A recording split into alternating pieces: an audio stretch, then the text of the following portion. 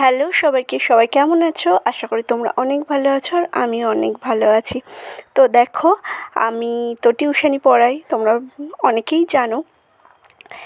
আমার টিউশনি পড়ানোর এখানে এই যে পাপা যে এত দুষ্টু, সে বলার মতো না।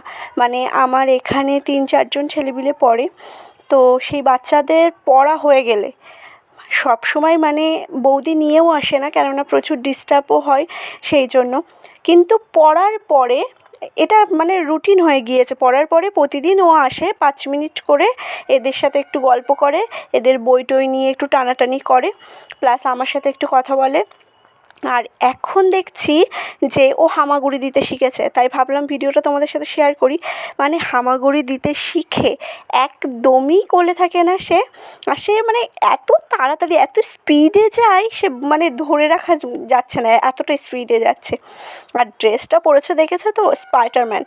ওরা সবাই খেলা করছে। আর এই যে ব্ল্যাক কালারের যে হলো টি শার্টটা পরা একটা বাচ্চা মেয়ে দেখছো, ওটা ওর দিদি জিনিয়া। আর দেখছো কীরকম স্পিডে পেনটা পেয়ে গিয়েছি, বিশাল ব্যাপার।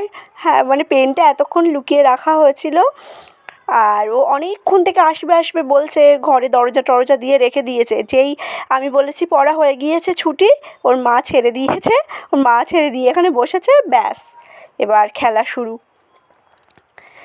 আর ভীষণ জেদ জানো এইটুকু বাচ্চার, মানে এতটা জেদ, মানে এতটা রাগ হতে পারে, বাচ্চাটা না দেখলে বোঝা যাবে না। দেখবে পাপা